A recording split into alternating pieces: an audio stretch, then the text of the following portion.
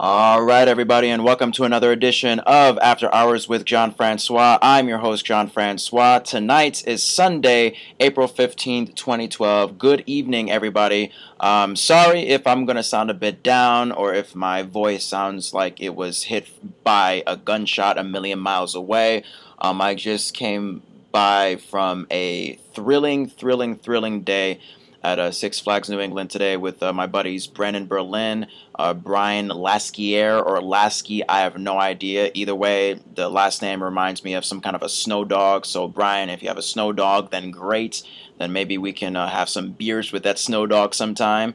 And of course, Patrick Rosetti. I've explained to Patrick Rosetti before that his name reminds me of some type of spaghetti or some type of Italian dish.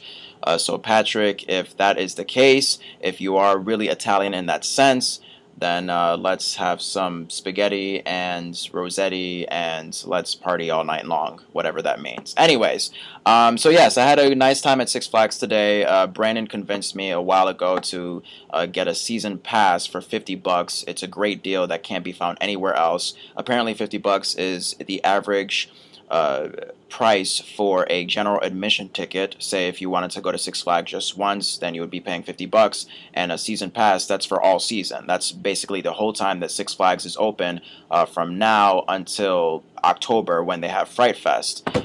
So at first I was like, don't really like amusement parks. I'm kind of a pussy when it comes to going to roller coasters and such, so I better back out of this. And Brennan's like, no, you don't know what the meaning of fun is, and you have no life, and, I can't deal with this anymore, and I'm mad at you. And in order to stop him from having a fit, because I hate it when my baby Brandon has a fit, I just said, you know what, fine. I don't have much fun as it is. I don't have really much of a life as it is, as far as outside of this radio show and outside of this school. So yes, I will travel along with you in this adventure of Six Flags-ness, and we'll go and we'll try to have a great time. And guess what? I did have a hell of a good time because I did something that I thought I would never do before, and this is something that I definitely haven't done before during my million times visits to Six Flags, because me and the family usually go at least once every summer as a tradition. I went on the Bizarro roller coaster. Now, Bizarro, for those of you who are not familiar, it used to be Superman Ride of Steel. It's basically the ultimate of the ultimate as far as Six Flags rides and roller coasters go. If you can do the Bizarro, then you can pretty much take any other ride. The Bizarro is right on top, and everything else as far as the rides is pretty much below. So think of the Bizarro as your nose, and think of everything else as your dirty genitals. Sorry, creeping everybody out, but that's how I do it. But yes, I rode it 3 times. I thought I would never ride it at least once. I was always scared of that down part, the part where just you have the biggest drop ever, and they have all these statistics saying that, oh, you dropped 200 feet, or you dropped like 77 miles per hour, or some crap like that. And I got scared out of my mind, and I was thinking like, I better not do this. But when all of your other guys that are with you, when they want to go a million times, and that's the only ride that they want to ride back and forth throughout the whole park, when you have that amount of pressure on you, what else are you going to do? I mean, are you going to sit there and not enjoy yourself and be bored and be tired and be sleepy with your freaking drink, or are you going to go and try to have a good time with them? And that's what I did. I just said, you know what, I'm going to suck it up.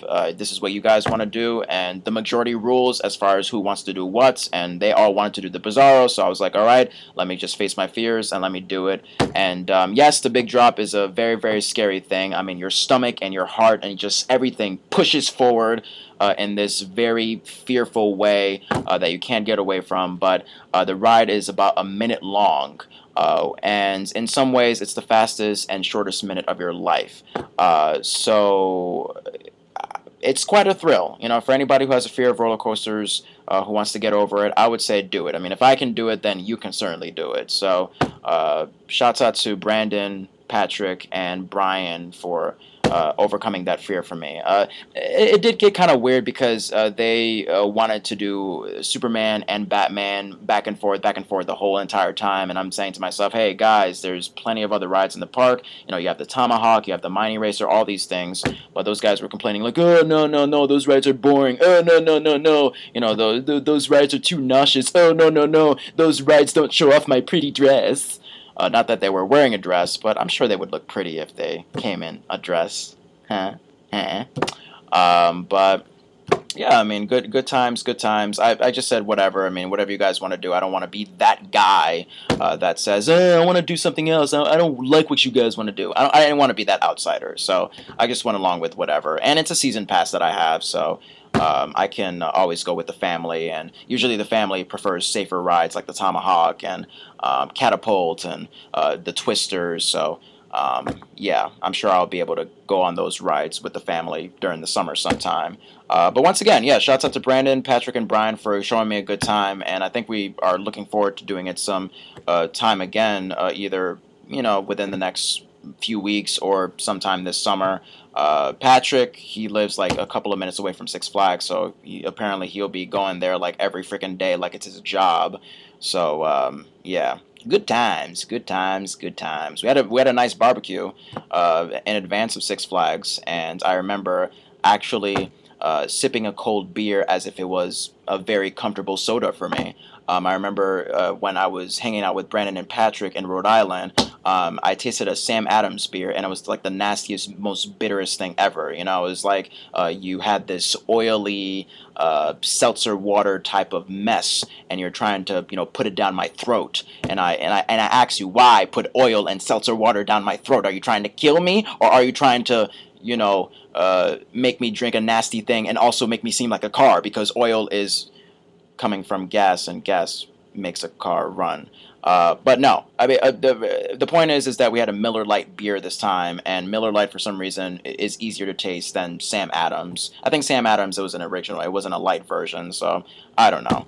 But good times, and I hope to have it again, because frankly, I don't have that many good times in my life.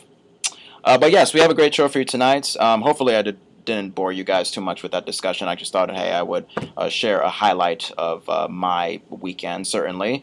We have a great show. I have any requests that you want to have me play. I haven't gotten any, but, you know, I'm always open to them. 860-456-2164 is the number to call in for that. Or you can always contact me by the After Hours with Jon Francois Facebook group page. That is facebook.com/JFRA91 to get to that page. Not to the page specifically, but, you know, to my personal page, and then I'll lead you to the group page itself, because the group page link is very complex, a lot of numbers. So if you're very orgasmic and obsessed about numbers, then it's for you.